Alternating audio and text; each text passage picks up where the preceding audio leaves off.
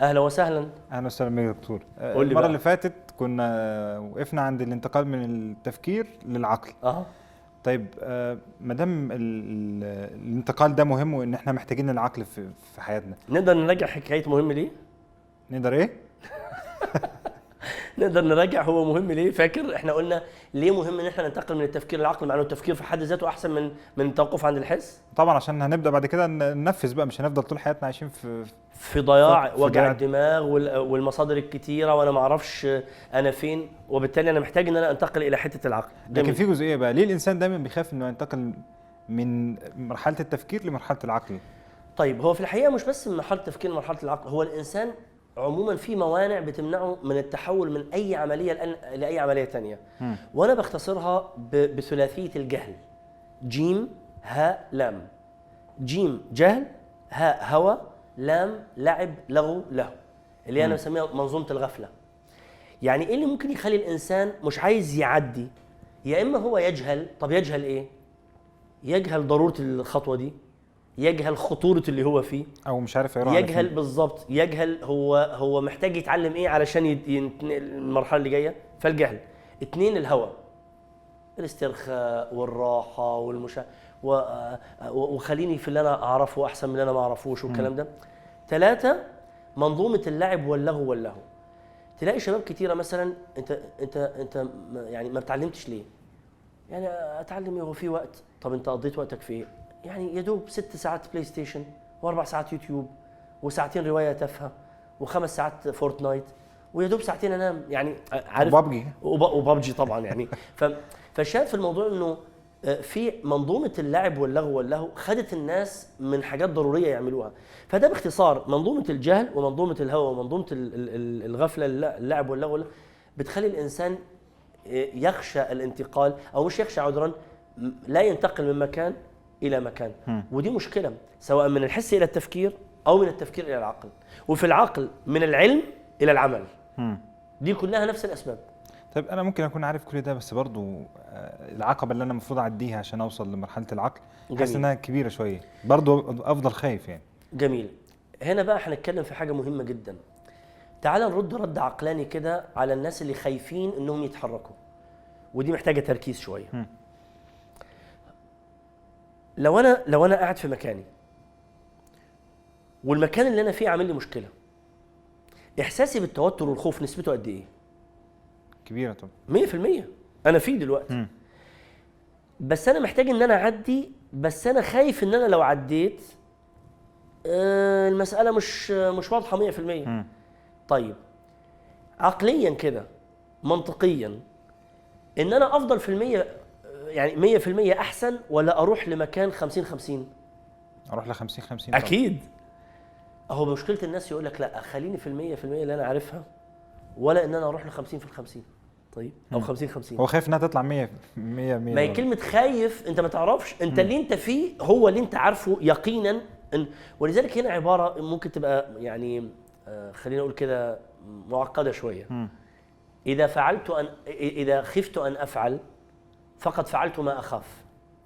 مره اخرى ثاني، اذا خفت ان افعل فقد فعلت ما اخاف. يعني ايه؟ يعني انا لو خفت ان انا اخطو الخطوه دي يبقى انا فضلت في مكاني. يبقى انا اللي عملته هو ان انا فضلت في المكان اللي مخوفني اصلا. فاذا خفت ان افعل فقد فعلت ما اخاف، وهو ان انا افضل في المكان اللي انا فيه. ايوه. وهنا من اروع الحقيقه ما قرات يلخص اللي احنا بنقوله ابيات للشافعي، او تنسب للشافعي، لانه حته انه الابيات بتاعت يعني ديوان الشافعي في كلام انه هل كله منسوب له حقيقه ولا لا. اسمع بقى الكلام ده وتسلطن. الشافعي بيتكلم على ازاي انه من السيء انك تبقى في مكان مش مديك حقك وانت لا تشعر بقيمتك فيه وتفضل فيه. فغير المكان ده الى الاحسن، اتنقل الى مكان افضل من كده. ماذا يقول؟ ما في المقام لذي عقل وذي أدب من راحة فدع الأوطان واغتربي. الله. المكان اللي انت فيه مش مديك حقك، مش شايف نفسك فيه، فدع الأوطان واغتربي. سافر تجد عوضا عمن تفارقه، وانصب فإن لذيذ العيش في النصب. يروح مديك الأمثلة الحياتية بقى. إني رأيت وقوف الماء يفسده، إن ساح طاب وإن لم يجري لم يطب. أنت لما عايز تتوضأ في الماء الجاري، الماء الآسن ده ما تتوضاش، يعني يعتبر غير طاهر. طيب، إني رأيت وقوف الماء يفسده إن ساح طاب وإن لم يجري لم يطب. والشمس لو وقفت في الفلك دائمة لملها الناس من عجم ومن عرب. أنا لما كنت بشتغل في أمريكا لقيت حالات بتجيني هناك بتكره اللون الأبيض. ليه؟ لأنها في ولايات 6 أشهر تلج، فخلاص ملت اللون الأبيض. طيب، والشمس لو وقفت في الفلك دائمة لملها الناس من عجم ومن عرب. والأسد لولا فراق الأرض ما افترست. يعني أنت عمرك ما شفت غزالة جاية تتمخطر عند الأسد وتقول له تعالى كلني، لا، هو اللبؤة مرات الأسد هي اللي بتطلع. طيب، والأسد لولا فراق الأرض. بالمناسبة على حتة الأسد، هو مين اللي بيصطاد، الأسد ولا مراته؟ مراته. الناس معظمهم بيفتكروا انه الاسد هو اللي بيعمل كل حاجه. طيب، لا، هي في الحقيقه مرات الاسد اللي بتروح تصطاد، بس هو بيحميها بايه؟ انت عارف بيحميها بايه؟ بصوته. بيبقى على بعد مئات الامتار، ولو شعر انها في خطر زقره كده منه تروح مخوفه كل الضباع اللي بتحاول يعني تاخد منها الفريسه بتاعتها. ده مثال ممكن يتحجج بيه الازواج اللي هم سايبين زوجاتهم هي تشتغل وقاعد في البيت. عايزينه يبقى راجل مش اسد، لان الاسد في الاخر حيوان، فاحنا عايزينه يبقى راجل يعني. المهم، وبالمناسبه طالما جبنا السيره دي، من الحاجات المؤسفه عندنا في الالفاظ الشعبيه انه مرات الاسد تلفظ لفظ سيء عندنا. يعني لما يشار الى مرات الاسد يشار على انها بين قوسين امراه سيئه سمعه، ودي انا ما اعرفش يعني، حتى ما اعرفش جت منين. على اي حال، والاسد لولا فراق الارض ما افترست، والسهم لولا فراق القوس لم تصبي. والتبر تراب الذهب ملقا في اماكنه، والتبر عذرا كالترب ملقا في اماكنه، والعود في ارضه نوع من الحطب، فان تغرب هذا عز مطلبه، وان تغرب ذاك عز كالذهب. وفي له ابيات ثانيه بيقول: ارحل بنفسك من ارض تضام بها، ولا تكن من فراق الاهل في حرق، فالعنبر الخام روث في مواطنه في كبد الحوت، وفي التغرب محمول على العنق. والكحل نوع من الاحجار تنظره في ارضه وهو مرمي على الطرق، لما تغرب حاز الفضل اجمعه، فصار يحمل بين الجفن والحدق. الله، معاني جميله جدا. انك والكلام ده بيقضي على حته انه لا، خليك في وطنك لا يا عم، وطنك هو المكان اللي بيديك حقك وتستطيع ان تعبد الله بحريه، وسيبك بقى من حكايه انك تربط نفسك بشبرين موجودين في ارضه وفي حدود مصطنعه والكلام ده. وارض الله واسعه، الذين توفاهم الملائكه ظالمي انفسهم، قالوا فيما كنتم؟ قالوا كنا مستضعفين في الارض، قالوا الم تكن ارض الله واسعه فتهاجروا فيها. الكلام ده طبعا قد يزعج البعض، ايه ده دكتور والوطنيه والمش عارف ايه. المكان اللي تشوف نفسك منتج فيه هو المكان ده اللي انت هتسأل عنه يوم القيامة.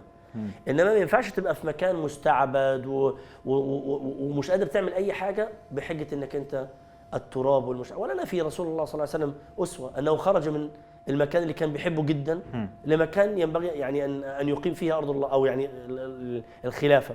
طيب، فضلت حاجة واحدة وهي سبب منطقي جدا لضرورة الحركة. عمرك سمعت عن حاجة اسمها البيت سورس أو تقرحات الفراش؟ الناس اللي بيبقوا على السرير فترة طويلة ولازم فريق التمريض يجي يقلبهم. أيوه. ليه؟ عارف ليه؟ الناس دول لو فضلوا على سرايرهم فترة طويلة الجلد بيتقشر، بيسموها سلافينج. طيب، هو ايه اللي بيحصل؟ ممكن افسرها لك كده تفسير نفسي. الدماغ بتجيله رسائل من المكان ده. أيها الدماغ هنالك عضو في الجسد لا يتحرك لا يعمل. نعمل له إيه؟ يروح الدماغ عامل له إيه؟ يروح مستفزه. طيب، بعت له كده إرهاصات، لو ما اتحركتش أنا هتاخد فيك إجراء. فتروح شاعر بإيه؟ اللي إحنا بنسميها بالعامية تنميلة. تروح محرك نفسك كده. بتلاحظ إن إحنا قاعدين فترة طويلة. طب لو ما اتحركش يروح بعت له استفزاز أكتر، يشعر بالخطر. يروح لو ما فيش أي استجابة يأخذ الدماغ قرار بمنع التروية الدموية والعصبية. الدم ما يروحلوش الدم ويحصل غرغرينة. فالجسم يلفظ هذا العضو الذي لا يتحرك، وكأن الرسالة الإلهية في الوجود أن العضو الذي لا يتحرك يموت. فإذا ما تحركتش مع كل السنن الكونية اللي بتتحرك حواليك أنت هتتأخر والكون ماله بيتقدم. ودي هتدخلنا في حته مهمه جدا، وهي شعوري بالغربه. غربتي عن من؟ عن نفسي. انا غريب عن نفسي، انا مش غريب عن اللي حواليا. انا ما تقدمتش النهارده، كان لازم اعمل حاجه جديده النهارده، بس انا فضلت في مكاني. فباختصار كده رسالتي للي بيخاف يتحرك انك طالما انت في مكانك انت بتتاخر، وكل يوم بتتاخر زياده لحد ما يجي يوم عليك تيأس وتقول خلاص ما عادش نافع.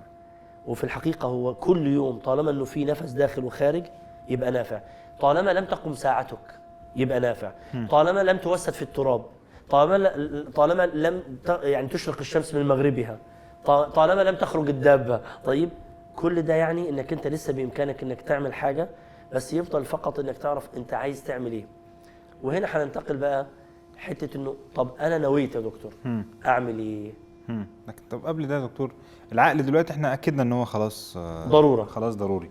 طيب احنا عشان بس نوضح اكتر ايه المقصود بالعقل هنا يعني. طيب مش احنا قلنا انه التفكير هو التفكيك؟ ايوه. وقلنا بعد التفكيك احنا محتاجين نعمل ايه؟ نجمع مره اخرى، نجمع الكلام ده كله، ودي هي العقل.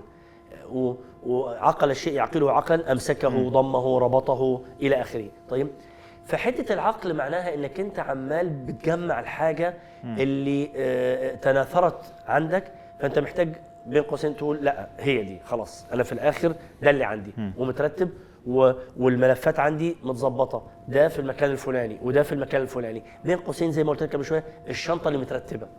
هو ده العقل. طب انا ايه اللي يعرفني ان انا كده ماشي صح، او ان انا كده عقلت بالمعنى اللي احنا عايزينه؟ ده هيدخلنا في حته يعني ممكن يعني نفتتحها دلوقتي ونكملها ان شاء الله في الزياره الجايه. حته ان انا اولا يبقى عندي معرفه ما هو المرد الصحيح، يبقى عندي منهج علمي اعرف ازاي اعرف ان انا صح اصلا. طب ما الكل بيقول ان هو صح، طب ما الهندوسي بيقول انه صح، والبودي بيقول انه صح، وجماعه العلمانيه بيقولوا انه صح، والليبراليه بيقولوا انه صح، والوطنيه بيقولوا انه، والانسانويه بيقولوا، والعلمويه بيقولوا انه صح، والالحاد بيقولوا. طب اعرف ازاي؟ يبقى لازم يبقى عندي مرد علمي، منهج علمي، طريقه معينه تثبت لي انه الطريقه دي هي المتفق عليها عند عقلاء الكره الارضيه، انه هي دي الطريقه اللي يوصل بها الانسان الى الحق. وده اظن احنا محتاجين نفصل فيه بس في الزياره الجايه ان شاء الله، احنا محتاجين نتكلم اكتر في ازاي اعرف تحديدا ان انا عقلت، كيف اعقل انني عقلت. يعني نحط معيار مثلا بيه انا اقدر اقيس كل افعالي هل هي ملائمه للعقل ولا لا؟ بالظبط. ده بس ده محتاج يمكن يعني ممكن عشان بس نوضحها اكتر. العقل محتاج ايه علشان يعرف انه هو صح؟ وده هيخلينا، انت عارف انا ممكن اديك واجب كده طالما في رمضان. ايوه. أن تتتبع مفردة العقل في القرآن. بس تتبع مفردة العقل في القرآن. خده كده من أوله لآخره. ودلوقتي مع السيرش والسوفت ويرز اللي موجودة ممكن بكل سهولة تحط على أي سيرش انجن ولا ابلكيشن كلمة عقل، تروح مطلع لك كل مفردات العقل في القرآن، ودي نتكلم عليها بقى بكرة إن شاء الله. تمام. شكرا دكتور. نراك على خير. شكرا. أهلا وسهلا.